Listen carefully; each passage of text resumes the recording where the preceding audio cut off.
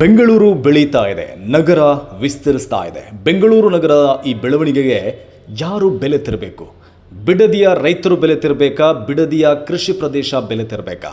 ಕರ್ನಾಟಕದ ರಾಜಕೀಯದಲ್ಲಿ ಸದ್ಯ ತೀವ್ರ ಚರ್ಚೆಗೆ ಕಾರಣವಾಗಿರುವುದು ಬಿಡದಿ ಟೌನ್ಶಿಪ್ ವಿವಾದ. ಇದು ಕೇವಲ ಒಂದು ಟೌನ್ಶಿಪ್ ಯೋಜನೆಯ ಪ್ರಶ್ನೆಯಲ್ಲ. ಇದು ಅಭಿವೃದ್ಧಿ ಮತ್ತು ಕೃಷಿ, ನಗರೀಕರಣ ಮತ್ತು ಗ್ರಾಮೀಣ ಜೀವನ, ಸರ್ಕಾರದ ದೃಷ್ಟಿಕೋನ ಮತ್ತು ರೈತರ ಆತಂಕಗಳ ನಡುವಿನ ದೊಡ್ಡ ಸಂಘರ್ಷವೇ ಅಂತಾನೆ ಹೇಳಬಹುದು. ಕರ್ನಾಟಕ ಸರ್ಕಾರವು ಗ್ರೇಟರ್ ಬೆಂಗಳೂರು ಸಮಗ್ರ ಉಪನಗರ ಯೋಜನೆ ಎಂಬ ಬೃಹತ್ ಟೌನ್ಶಿಪ್ ಯೋಜನೆಯನ್ನ ಬಿಡದಿ ಸುತ್ತಮುತ್ತ ನಿರ್ಮಿಸಲು ಮುಂದಾಗಿದೆ. ವರ್ಕ್, ಲಿವ್, ಪ್ಲೇ ಪರಿಕಲ್ಪನೆಯಲ್ಲಿ ಬಿಡದಿ ಮತ್ತು ಹಾರೋಹಳ್ಳಿ ಕೈಗಾರಿಕಾ ಪ್ರದೇಶದ ನಡುವೆ ಈ ಉಪನಗರ ತಲೆ ಎತ್ತಲಿದೆ. ಸುಮಾರು 7,481 ಎಕರೆ ಪ್ರದೇಶದಲ್ಲಿ ಯೋಜನೆಯನ್ನು ರೂಪಿಸಲಾಗಿದೆ. ಇದು AICT ಅಥವಾ ತಂತ್ರಜ್ಞಾನ ಆಧಾರಿತ ಭವಿಷ್ಯದ ನಗರವಾಗಲಿದೆ. ವಸತಿ, ಉದ್ಯೋಗ, ಶಿಕ್ಷಣ, ಆರೋಗ್ಯ, ಉದ್ಯಾನವನಗಳು ಮತ್ತು ಆಧುನಿಕ ಮೂಲಸೌಕರ್ಯಗಳನ್ನು ಒಳಗೊಂಡ ನಗರ ನಿರ್ಮಿಸುವ ಗುರಿ ಇದೆ. ಯೋಜನೆಯ ಅಂದಾಜು ವೆಚ್ಚ ಸುಮಾರು 18ರಿಂದ 20,000 ಕೋಟಿ ರೂಪಾಯಿ ಎಂದು ಅಂದಾಜಿಸಲಾಗಿದೆ. ಹಾಗಿದ್ರೆ ಇಷ್ಟು ದೊಡ್ಡ ಅಭಿವೃದ್ಧಿ ಯೋಜನೆ ವಿವಾದ ಆಗಿರುವುದು ಯಾಕೆ?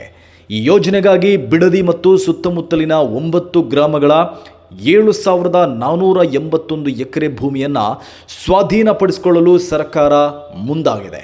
ಈ ಭೂಮಿಯಲ್ಲಿ ಕೃಷಿ, ತೋಟಗಾರಿಕೆ ಮತ್ತು ಹೈನುಗಾರಿಕೆ ಉತ್ಕೃಷ್ಟ ಮಟ್ಟದಲ್ಲಿದೆ. ಅಲ್ಲಿನ ಫಲವತ್ತಾದ ಕೃಷಿ ಭೂಮಿಯಲ್ಲಿ ತೆಂಗು, ಅಡಿಕೆ, ಬಾಳೆ, ರಾಗಿ, ಭತ್ತ, ರೇಷ್ಮೆ ಕೃಷಿ ವ್ಯಾಪಕವಾಗಿದೆ. ಅಲ್ಲಿನ ರೈತರಿಗೆ ಈ ಭೂಮಿಯ ಜೀವನ, ತಮ್ಮ ಜೀವನಾಧಾರವಾಗಿರುವ ಕೃಷಿ ಭೂಮಿ ಟೌನ್ಶಿಪ್ಗೆ ಹೋಗುತ್ತೆ ಅನ್ನೋದು ರೈತರ ಆತಂಕಕ್ಕೆ ಕಾರಣ ಆಗಿದೆ. ಅಲ್ಲಿನ ರೈತರು ಕೇಳ್ತಿರುವ ಪ್ರಶ್ನೆ ಏನಂದರೆ, ತಲೆಮಾರುಗಳಿಂದ ಮಾಡ್ತಾ ಇರುವ ಕೃಷಿಯನ್ನು ಬಿಟ್ಟು ನಾವು ಎಲ್ಲಿಗೆ ಹೋಗಬೇಕು? ನಮ್ಮ ಭೂಮಿ ಹೋದರೆ ನಮ್ಮ ಜೀವನ ಹೇಗೆ? ನಮಗೆ ಕೇವಲ ಹಣ ಕೊಟ್ಟರೆ ಸಾಕಾ? ಈ ಪ್ರಶ್ನೆಗಳು ಕೇವಲ ಆರ್ಥಿಕತೆಯ ಪ್ರಶ್ನೆಯಲ್ಲ, ಇದು ಅವರ ಬದುಕಿನ ಪ್ರಶ್ನೆಗಳು ಕೂಡ. ಇದೇ ಆತಂಕದಲ್ಲಿ ಅಲ್ಲಿನ ಹಲವು ರೈತರು ಕಳೆದ 1.5 ವರ್ಷದಿಂದ ಹೋರಾಟಕ್ಕೆ ನಿಂತಿದ್ದಾರೆ. ಭೂ ಸ್ವಾಧೀನದ ವಿರುದ್ಧವೂ ಪ್ರತಿಭಟನೆ ನಡೆಸ್ತಾ ಇದ್ದಾರೆ. ಯೋಜನೆ ಹಿಂಪಡಿಬೇಕೆಂಬ ಆಗ್ರಹ ಮಾಡ್ತಾ ಇದ್ದಾರೆ. ರೈತರ ಜೊತೆ ವಿಪಕ್ಷಗಳು ಕೂಡ ಕೈ ಜೋಡಿಸಿವೆ. ಈ ಟೌನ್ಶಿಪ್ ಯೋಜನೆಯನ್ನ ವಿಪಕ್ಷಗಳು ಟೀಕಿಸ್ತಾ ಇದೆ. ರೈತರ ಒಪ್ಪಿಗೆ ಇಲ್ಲದೆ ಭೂ ಸ್ವಾಧೀನ ನಡೀತಾ ಇದ್ದು ರೈತರ ಫಲವತ್ತಾದ ಭೂಮಿಯನ್ನ ಕಸಿದುಕೊಳ್ಳಲಾಗ್ತಾ ಇದೆ ಅಂತ ಆರೋಪಿಸ್ತಾ ಇದ್ದಾರೆ. ಈ ವಿಚಾರದಲ್ಲಿ ಸಿಎಂ DK ಶಿವಕುಮಾರ್ ಮತ್ತು ಕೇಂದ್ರ ಸಚಿವ HD ಕುಮಾರಸ್ವಾಮಿ ಮಧ್ಯೆ ಜಟಾಪಟಿನೂ ನಡೀತಾ ಇದೆ.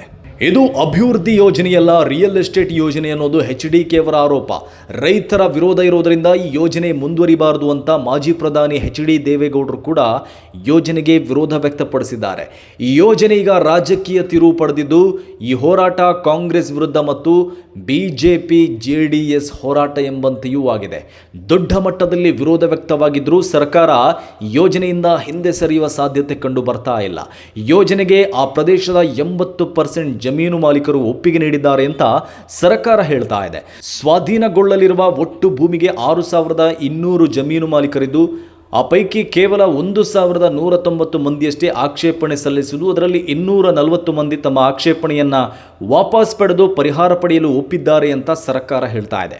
ಅಲ್ಲದೆ ಸರ್ಕಾರ ಈಗಾಗಲೇ ಯೋಜನೆಯ ಅಂತಿಮ ಅಧಿಸೂಚನೆ ಹೊರಡಿಸಿದೆ. ಈ ಜೂನ್ ತಿಂಗಳಲ್ಲಿ ಅಲ್ಲಿನ 3 ಗ್ರಾಮಗಳಲ್ಲಿ ಸುಮಾರು 500 ಎಕರೆ ಭೂಮಿಯನ್ನು ಮೊದಲ ಹಂತದಲ್ಲಿ ಸ್ವಾಧೀನಪಡಿಸಿಕೊಳ್ಳಲು ಅಂತಿಮ ಅಧಿಸೂಚನೆ ಹೊರಡಿಸಲಾಗಿದೆ. ಈಗಾಗಲೇ ಅಲ್ಲಿ ಭೂ ಸ್ವಾಧೀನ ಪ್ರಕ್ರಿಯೆ ಆರಂಭ ಆಗಿದೆ. ಭೂಮಿ ಕಳೆದುಕೊಳ್ಳುವ ರೈತರಿಗೆ ಸಮರ್ಪಕ ಪರಿಹಾರದ ಭರವಸೆ ಕೂಡ ನೀಡಲಾಗಿದೆ.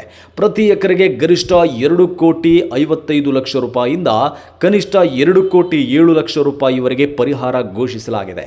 ಅಂದಹಾಗೆ ಬಿಡದಿ ಟೌನ್ಶಿಪ್ ಯೋಜನೆ 2006ರಲ್ಲಿ HD ಕುಮಾರಸ್ವಾಮಿ ಅವರು ಮುಖ್ಯಮಂತ್ರಿಯಾಗಿದ್ದಾಗ ಮೊಳಕೆ ಹೊಡೆದಿದ್ದ ಯೋಜನೆ.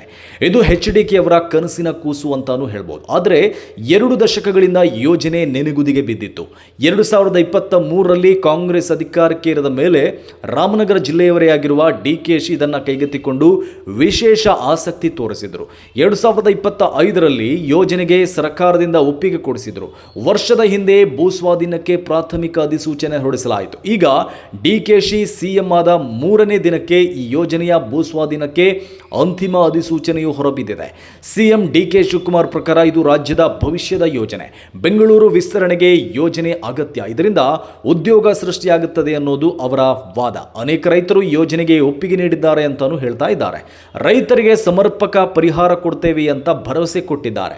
ಇನ್ನೊಂದು ಕಡೆ ಕಾನೂನಿನ ವಿವಾದವೂ ಇದೆ. ರೈತರ ಕೃಷಿ ಭೂಮಿಯನ್ನ ಸ್ವಾಧೀನಪಡಿಸಿಕೊಳ್ಬೇಕಾದ್ರೆ ರೈತರಿಗೆ ಹೆಚ್ಚಿನ ರಕ್ಷಣೆ ನೀಡುವ 2013ರ ಭೂಸ್ವಾಧೀನ ಕಾಯ್ದೆಯಡಿ ಭೂಸ್ವಾಧೀನ ಮಾಡಬೇಕಾಗತ್ತೆ.